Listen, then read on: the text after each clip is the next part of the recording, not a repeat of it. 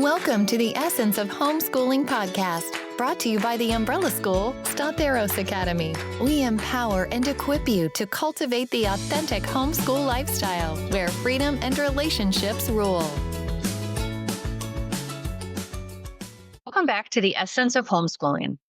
We're going to start our middle school podcast series where we are going to discuss middle schoolers specifically, where they are developmentally and how they're different than elementary kids, but they're not yet mature like high school kids. Middle schoolers are in such a unique yet delightful stage in their development. And tonight we're going to focus on how we can homeschool them where they are to meet their specific needs in this age group. They are really ready to dive into deep learning because they finally have the basics of reading, writing, and arithmetic down. But they still are open to creative ideas, field trips, and other things that you did when they were in elementary school. So you can do a lot with this age group, even though they are moving up into the world. One aspect that we need to emphasize before we dive in is that there are emotions and puberty and changes that will start affecting the kids at this age, especially at the beginning of middle school. It's not anything that we say to stress you out as a homeschool parent, but just something to be aware of that they are dealing with some new emotions. They are dealing with a little bit of angst, even though they might look the same as your student did last year at the end of fifth grade. So let's jump right into middle school years. Kim and Michelle, how do you teach this age group? How do you set up your homeschool to meet their unique needs? I think there's a lot of review that goes into middle school because you're strengthening what they already have learned and helping them to grow into that. I actually love the middle school years. I think it's just such a fun, like you were saying, Stacey, a delightful age. We already have this foundation that we've been building in the elementary years. Typically, unless you have some specific struggling learners, areas where the kids struggle, that might be a little bit different. But really, the middle school years are so great because you've got that last little bit of wiggle room where you can start filling in the gaps academically. And you get to also lean into learning who this new person is that your child is becoming as they grow up, because so much is going on with them, emotionally, physically, spiritually, mentally, academically. Did I say socially? Anyway, all the ways. And just leaning into that and really loving who they are becoming as these unique individuals. And so academically, I think the way that we would set things up is pretty general. We would have a lot of review, of course, in middle school, making sure we didn't have any gaps in things. Of course, history, you're going to be cycling through things. You might go back one year, double check your US history and build on that. Another year, build on your world history, or whatever it might be. Math, you're always building on your math. You're always building on your language, arts skills. And so building on those. And it really is a time when you can breathe a little bit, knowing that, okay, high school's coming. It's looming. It's in the near future. How do I prep for that? And now is the time to do it. So yeah, you're buckling down a little bit more than you were in elementary, but it's not quite as intense yet as high school. So it's just really 2-3 years maybe that you just get to enjoy the process even more. And it's nice because you don't have to put a lot of pressure on them. And really, we shouldn't be putting the pressure on them. Their body's going through so many changes to begin with, as well as their mind as it's growing and processing new information. But with all of the emotions that come up in middle school years, because they're moving from the literal way of thinking to be able to see things more abstractly, and they're catching some of those nuances. Remember the movies you could watch with your little kids that Suddenly they hit middle school and you're like, shoot, they caught that. And so then it's one of those that you have to be more aware of. They move from being literal to working on their abstract thinking. And they are wanting to build independence, but they also still want to keep coming back and checking in. So it's a beautiful time to enjoy the relationship with your kids because they still might sit on your lap and they still might have cuddle times. And then the next day they may act like you're not there. But it will keep coming back because they're figuring out who they really are and building their independence. So in that building their own independence, you're going to want to be help them get into their study skills and how to use a calendar, different things to help them so that they are the ones taking ownership of their education. You still get to guide it, but I think this is the age that you begin to involve them even more and more than you did before in choosing curriculum. Yeah, absolutely. And let's say they make mistakes. That's okay. We're the safety net. We get to be the soft landing place if something goes a little bit sideways. Oh, that didn't work. Let's circle back. That's all right. We're in this together type of an attitude and just enjoy the process. And as you've said multiple times, Kim, you're working yourself out of a job.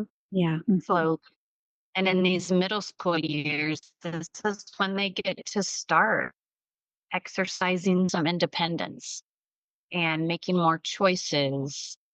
And it might be hard for us to watch as they struggle a bit with this newfound independence, but it is a good thing. And Yeah, it we have will to keep serve them reminding. well in high school. And I think also we need to remember they're not totally independent yet either. So you're not necessarily going to be able to hand them their math lesson and say, okay, go do that and not check up on them. You're Mhm. still going to have to check in and see how they're doing, that they're not hiding in the corner playing a game or doing other things like that. But you still have to teach them how to be focused and how to be self disciplined. But they're moving more to being able to handle it on their own. And this is a skill you're really going to want to be building because in high school, they need to take that ownership and that responsibility. So don't expect it all at once, but it's a process of helping your child develop this independence. Mm. Middle school is a good time to ask your child what they're interested in. Yeah. Ask them what they want to study. What do they feel that their strengths are? What do they feel that their weaknesses are? And use this information from them to guide your learning goals and objectives. Let them become an integral part of their own learning process. One reason is because then they will enjoy it more. And then they'll be more eager to do their studies on a daily basis, which could then lead to less arguing about, have you done your math today? But on the other Mhm. hand, also leads to delight directed learning and the joy of learning that we always talk about here.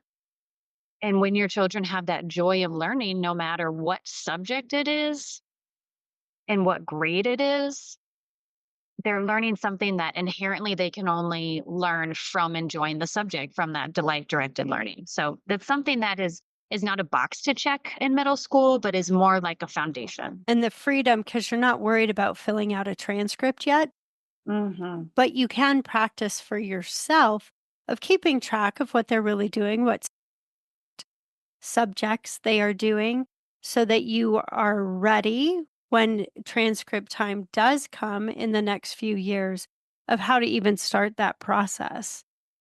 But it's a time that they get to keep building that love of learning, like Stacy said.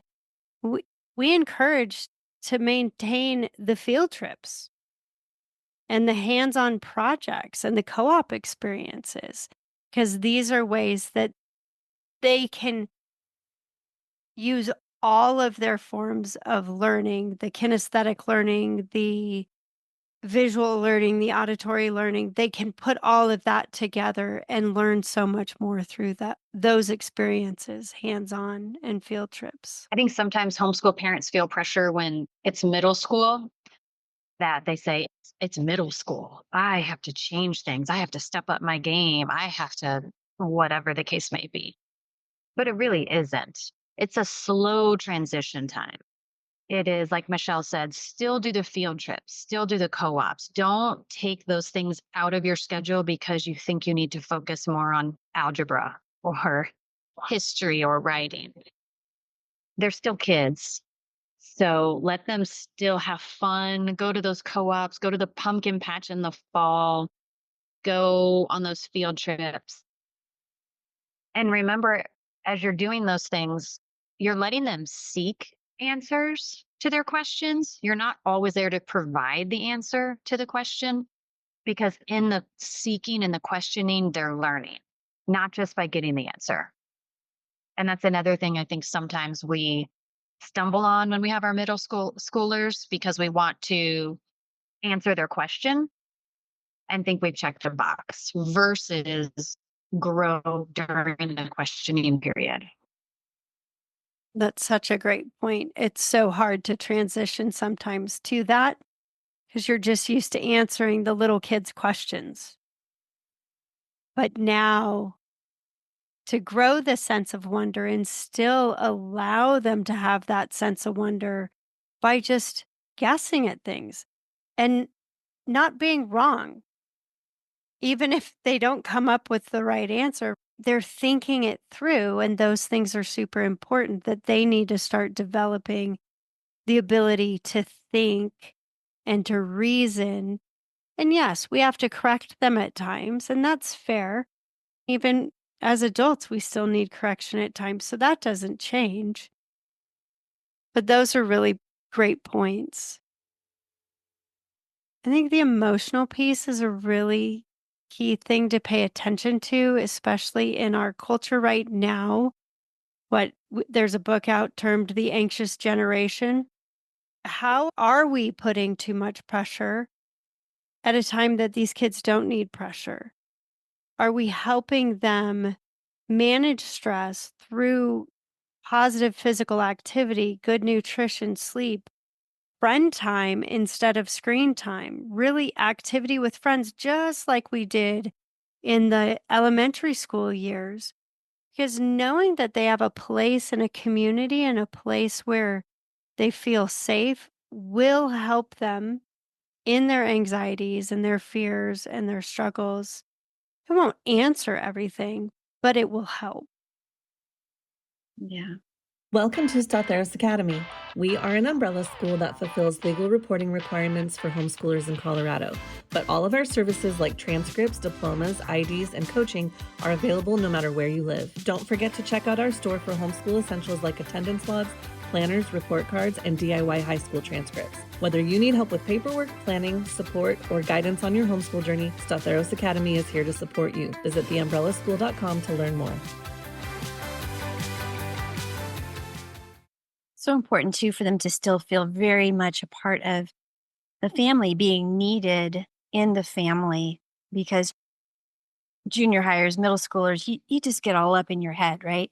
But sometimes, and just that reminder that as parents, we're here for you. We're here for those late night talks. We're here for those side by side in the car talks that we've talked about, or walking the dog talks.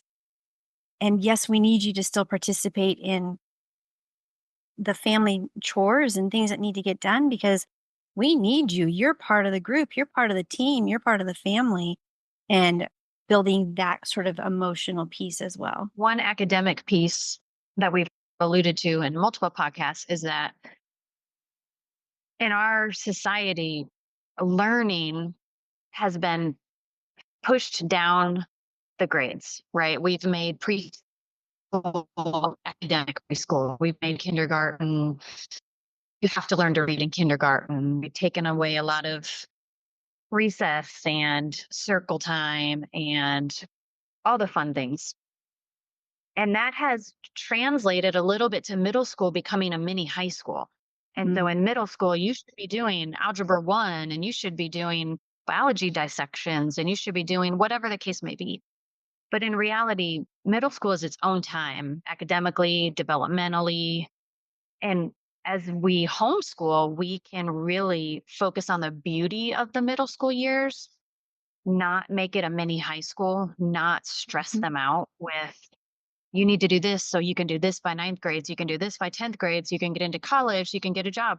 All of that this generation feels, all the stress and anxiety, like Michelle said. So the beauty of homeschooling during these years is seeing them as they are, developmentally, academically, and meeting them there, and then making a plan to grow from there without adding fear and anxiety and cramming high school down into middle school years. That's so well said.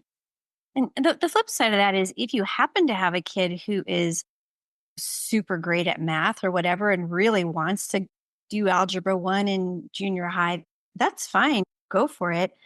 And maybe this is a good time to remind people too that if your middle schooler is doing high school level work with like high school textbooks, like legit high school work, you can put that on a high school transcript.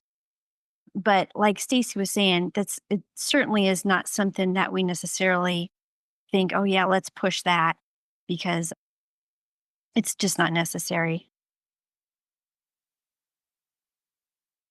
And that's the beauty. There's so much freedom in middle school. Yeah. Yes, we have to help prepare them because, yes, they're going to go to high school, but we want to grow their confidence in their mathematical reasoning and their mathematical ability. Get those mental math facts down so that they just are second nature when they get into the concepts in high school. Make sure their reading comprehension is solid because they're going to start seeing the nuances in high school. And middle school is just the time of training that in fun and delightful ways. And let them practice their communication, both written and spoken, because those are necessary for life and they're going to be necessary for high school. Mhm.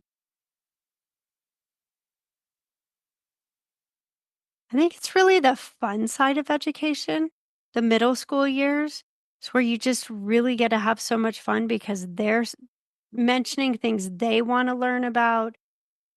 They're becoming the ones who are teaching you in a way because they'll challenge you and they'll say, hey, I want to learn about this.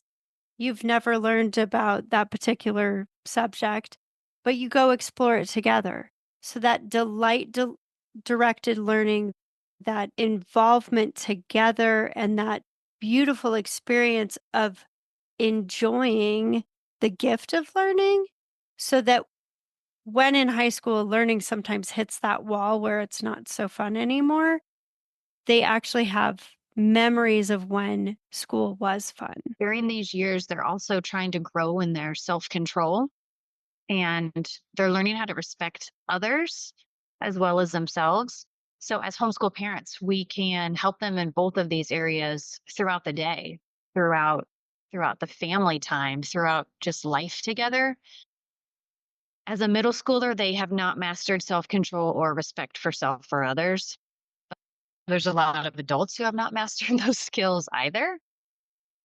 So, help them grow in that. And when they do well, tell them they do well, congratulate them.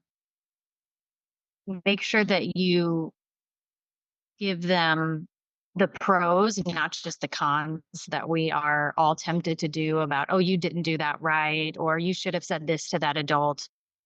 Give them the pros too. Make sure that they know that you are excited for them, you love them, you're here for them. And in reality, we're all growing, so you can grow together in these skills and be ready for when they point it out to you, right? That you did not do a certain skill well, Yeah. as middle schoolers like to do. As they're good at doing, yes. Or when they figured out that you don't know it all on whatever subject you're doing. now they know you don't know it all. They're going to tell you they know you don't know it all. Yeah. But forming and building on that relationship, the foundation you've already started with your kids in elementary school, continue growing and building on that foundation because your relationship still matters. Truthfully, your relationship with your kids matters forever. You're integral to their life in so many different ways. And so as you grow in relationship and becoming that person that they can joke with and say, "So you don't know it all, do you, mom?" Right? They can do that, but they can also come back and say, "Okay, we may have done this wrong, but how do we move forward in it?" They're learning that they actually have impact on you.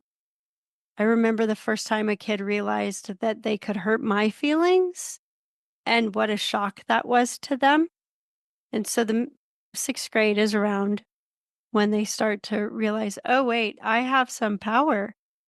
And so you're helping them learn how to wield that power well within the family, within the community, and in their friendships. And I think when we talked about the myths, Stacy, one being socialization, right? The beauty of homeschooling is you're present when when they need help socializing. You're the one there and you can help them over the hurdles of socialization because they know they have somebody in their corner. And that's super important. Knowing that you are in your child's corner will give your child a sense of peace and confidence that nothing else can. Yeah, like Michelle is saying, the bottom line, maybe we would say of middle school is you are growing their confidence in math, reading comprehension, and communication. Those are the skills that you have taught them throughout elementary school.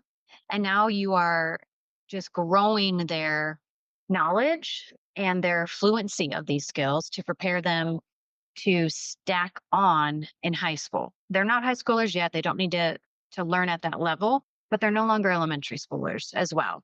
So you help them take what they've learned, question information, arrive at accurate conclusions, use logical thinking, read, write, and do math. Those are the basics of middle school. And of course, the relationship, as Michelle said, the relationship with your child is number one. The beauty of homeschooling is that you can focus on relationship every day and you can make education fun. You can still teach history and civics and government and science and all the things, but you can integrate those into your middle school curriculum. And this also helps kids see why they should learn these things. If you ever have the question from your middle schooler, why do I have to learn this? I'm never going to use this. You can show them, yes, you are. This is how what we're learning in history corresponds to government or science, reading comprehension. All of the subjects can be tailored to show your child the logical thinking progression and also be fun. Absolutely. And continuing to loosen the reins as appropriate as you build your relationship with them, as they grow into this adult that they're becoming. This is a really important step, important stage for you to lean into. Letting go is hard, but it's necessary. I think one of the beauties of going through the middle school years with my oldest was as she was learning and going and doing, and I was practicing letting go. It's that dance of back and forth. She would go and learn, and then she would come back and we would discuss. And she would go and she would do something, we would come back and discuss. I love the dance of back and forth. It's not I will let go at this one particular moment in time. It's we're learning to let go as they're learning to grow up. Yes, very well said. That's beautiful. Mhm. I would say that was one of my favorite things about the middle school years. Thank you for joining us on today's episode. We hope that you enjoyed the conversation and found it insightful. Be sure to check out today's show notes for all applicable links and additional resources. If you liked what you heard, please subscribe, rate, and review our podcast. Your support helps us continue to bring you great content. Until next time, happy homeschooling.